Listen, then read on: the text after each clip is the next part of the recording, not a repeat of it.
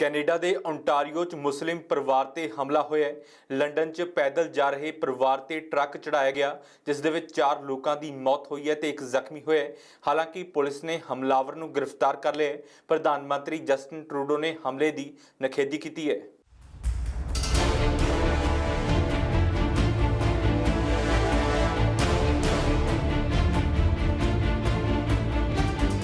ਇਹ ਨਿਸ਼ਾਨ ਉਸ ਨਿਸ਼ਾਨੇ ਦੇ ਨੇ ਜਿਸ ਨੇ 4 ਲੋਕਾਂ ਦੀ ਜਾਨ ਲਈ ਹੈ।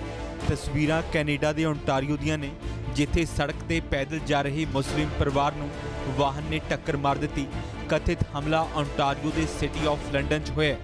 ਮੁਸਲਿਮ ਪਰਿਵਾਰ ਦੇ 4 ਲੋਕਾਂ ਦੀ ਮੌਤ ਹੋਈ, ਜਦਕਿ 9 ਸਾਲਾ ਬੱਚਾ ਗੰਭੀਰ ਜ਼ਖਮੀ ਹੈ, ਜੋ ਜ਼ਿੰਦਗੀ ਤੇ ਮੌਤ ਦੀ ਲੜਾਈ ਲੜ ਰਿਹਾ ਹੈ। ਇਸ ਘਟਨਾ ਨੂੰ ਲੈ ਕੇ ਪੁਲਿਸ ਦੇ ਵੱਲੋਂ ਜਾਂਚ ਕੀਤੀ ਜਾ ਰਹੀ ਹੈ। ਮੁੱਢਲੀ ਜਾਂਚ ਦੇ ਵਿੱਚ ਕਿਹਾ ਗਿਆ ਹੈ ਕਿ ਵਾਹਨ ਚਾਲਕ ਨੇ ਪਰਿਵਾਰ ਨੂੰ ਮੁਸਲਿਮ ਹੋਣ ਕਰਕੇ ਨਿਸ਼ਾਨਾ ਬਣਾਇਆ। ਇਹ ਮਿੱਥ ਕੇ ਕੀਤਾ ਹੋਇਆ ਕਤਲ ਲੱਗ ਰਿਹਾ ਹੈ। London suffered the devastating loss of 4 members of our community and the serious injury of 1 other. The incident occurred when a vehicle struck these citizens as they walked along Hyde Park Road, where it intersects with South Carriage Road. London police officers and other emergency services quickly attended the scene, commenced life-saving efforts, and entered into an investigation. I'm able to tell you that all of the victims in this matter are members of the same family. The deceased include a 74-year-old female, a 46-year-old male, a 44-year-old female, and a 15-year-old female. 1 9-year-old male, the sole survivor, remains in hospital with serious injuries not considered life-threatening. I'm also able to tell you at this time that based on information collected during the course of the investigation, we believe that this was an intentional act and that the victims of this horrific incident were targeted. ਮ੍ਰਿਤਕਾਂ 'ਚ ਇੱਕ 74 ਸਾਲਾ ਅਤੇ ਇੱਕ 44 ਸਾਲਾ ਮਹਿਲਾ ਹੈ। 46 ਸਾਲਾ ਵਿਅਕਤੀ ਦੀ ਮੌਤ ਹੋਈ ਹੈ, ਜਦੋਂ ਕਿ ਇੱਕ ਲੜਕੀ ਜਿਸ ਦੀ ਉਮਰ 15 ਸਾਲ ਹੈ ਉਸ ਦੀ ਵੀ ਇਸ ਹਮਲੇ ਦੇ ਵਿੱਚ ਮੌਤ ਹੋਈ ਹੈ। ਪੁਲਿਸ ਨੇ ਇਹਨਾਂ ਦੇ ਨਾਮ ਜਨਤਕ ਕਰਨ ਤੋਂ ਇਨਕਾਰ ਕਰ ਦਿੱਤਾ ਹੈ। Approximately 7 kilometers from the scene, police attended this location and placed the driver under arrest. Family members of the victims have requested that the names of the victims not be released at this time.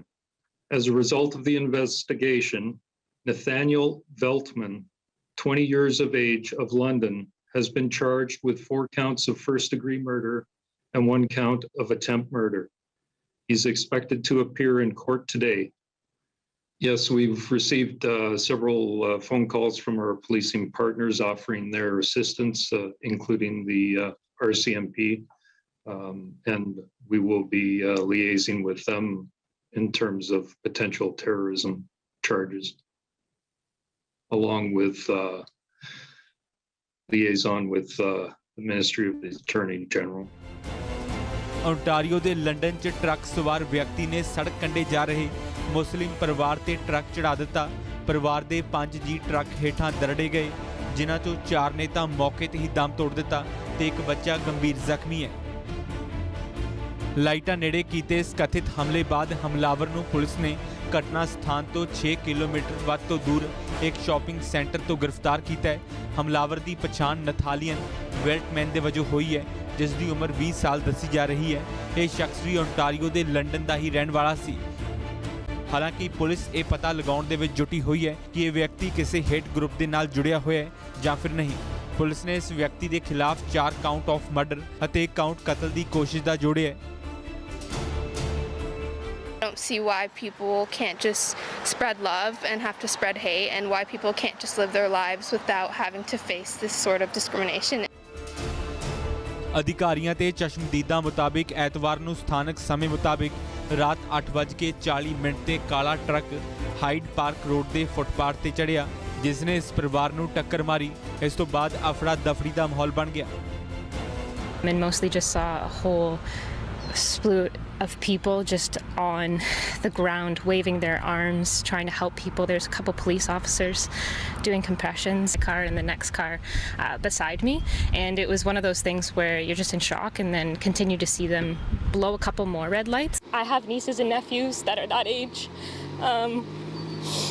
Like, what are they gonna do? You know, it's one of those, like, why? They were just out for a walk. London Muslim association ਨੇ ਮੁਸਲਿਮ ਪਰਿਵਾਰ ਤੇ ਹੋਏ ਕਥਿਤ ਹਮਲੇ ਦੀ ਨਿਖੇਧੀ ਕੀਤੀ ਹੈ ਤੇ ਜਲਦ ਜਾਂਚ ਦੀ ਮੰਗ ਕੀਤੀ ਹੈ।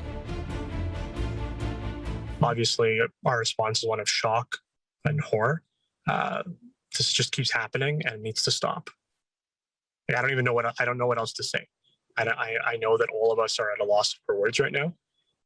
This has just gone. It just keeps happening and it keeps getting worse. ਮੁਸਲਿਮ ਪਰਿਵਾਰ ਤੇ ਕੀਤੇ ਕਥਿਤ ਹਮਲੇ ਬਾਅਦ ਓਨਟਾਰੀਓ 'ਚ ਸੋਗ ਦੀ ਲਹਿਰ ਫੈਲ ਚੁੱਕੀ ਹੈ। ਲੋਕ ਘਟਨਾ ਸਥਾਨ ਤੇ ਫੁੱਲ ਰੱਖ ਕੇ ਮ੍ਰਿਤਕਾਂ ਦੀ ਆਤਮਿਕ ਸ਼ਾਂਤੀ ਦੇ ਲਈ ਅਰਦਾਸ ਕਰ ਰਹੇ ਨੇ। ਕੈਨੇਡਾ ਦੇ ਪ੍ਰਧਾਨ ਮੰਤਰੀ ਜਸਟਿਨ ਟਰੂਡੋ ਨੇ ਵੀ ਮੁਸਲਿਮ ਪਰਿਵਾਰ ਤੇ ਹੋਏ ਹਮਲੇ ਨੂੰ ਨਫ਼ਰਤ ਭਰਾ ਦੱਸਿਆ ਹੈ। ਉਹਨਾਂ ਟਵੀਟ ਕਰਕੇ ਲਿਖਿਆ ਹੈ, ਇਹ ਘਟਨਾ ਡਰਾਉਣ ਤੇ ਹੈਰਾਨ ਕਰਨ ਵਾਲੀ ਹੈ। ਇਸ ਘਟਨਾ ਦੇ ਵਿੱਚ ਜ਼ਖਮੀ ਹੋਏ ਬੱਚੇ ਤੇ ਮ੍ਰਿਤਕਾਂ ਦੇ ਪਰਿਵਾਰਕ ਮੈਂਬਰਾਂ ਦੇ ਨਾਲ ਲੰਡਨ 'ਚ ਰਹਿਣ ਵਾਲੇ ਮੁਸਲਿਮ ਸਮੂਹ ਅਤੇ ਦੇਸ਼ ਭਰ ਦੇ ਵਿੱਚ ਮੁਸਲਿਮ ਜਾਣਦੇ ਨੇ ਕਿ ਅਸੀਂ ਉਹਨਾਂ ਦੇ ਨਾਲ ਹਾਂ। ਇਸਲਾਮੋਫੋਬੀਆ ਦੀ ਸਾਡੇ ਸਮੂਹ ਦੇ ਵਿੱਚ ਕੋਈ ਜਗ੍ਹਾ ਨਹੀਂ। ਇਹ ਨਫ਼ਰਤੀ ਤੇ ਨਿੰਦਣਯੋਗ ਹੈ। ਇਸ ਨੂੰ ਰੋਕਿਆ ਜਾਣਾ ਚਾਹੀਦਾ ਹੈ। ਇਸ ਵਾਰਦਾਤ ਨੇ ਓਨਟਾਰੀਓ 'ਚ ਸੋਗ ਤੇ ਸਹਿਮ ਫੈਲਾ ਦਿੱਤਾ ਹੈ, ਪਰ ਓਨਟਾਰੀਓ 'ਚ ਇਹ ਅਜਿਹੀ ਕੋਈ ਪਹਿਲੀ ਵਾਰਦਾਤ ਨਹੀਂ ਜਦੋਂ ਕਿਸੇ ਮੁਸਲਿਮ ਪਰਿਵਾਰ ਨੂੰ ਨਿਸ਼ਾਨਾ ਬਣਾਇਆ ਹੋਵੇ। ਸਤੰਬਰ ਦੇ ਵਿੱਚ 58 ਸਾਲਾ ਮੁਹੰਮਦ ਅਸਲੀਮ ਜ਼ਫੀਰ ਨੂੰ ਟੋਰਾਂਟੋ ਦੀ ਵੈਸਟ ਮਸਜਿਦ ਦੇ ਬਾਹਰ ਚਾਕੂ ਮਾਰਿਆ ਗਿਆ ਸੀ। ਇੱਥੇ ਕੇਅਰ ਟੇਕਰ ਦੇ ਵਜੋਂ ਕੰਮ ਕਰਦੀ ਸੀ। ਸਾਲ 2017 ਦੇ ਵਿੱਚ ਕਿਊਬਿਕ ਸਿਟੀ 'ਚ ਇੱਕ ਮਸਜਿਦ ਦੇ ਬਾਹਰ ਗੋਲੀਬਾਰੀ ਹੋਈ ਸੀ। ਇਸ ਘਟਨਾ ਦੇ ਵਿੱਚ 6 ਮੁਸਲਿਮ ਵਿਅਕਤੀਆਂ ਦੀ ਮੌਤ ਹੋਈ ਸੀ, ਜਦੋਂ ਕਿ ਕਈ ਲੋਕ ਜ਼ਖਮੀ ਹੋਏ ਸਨ।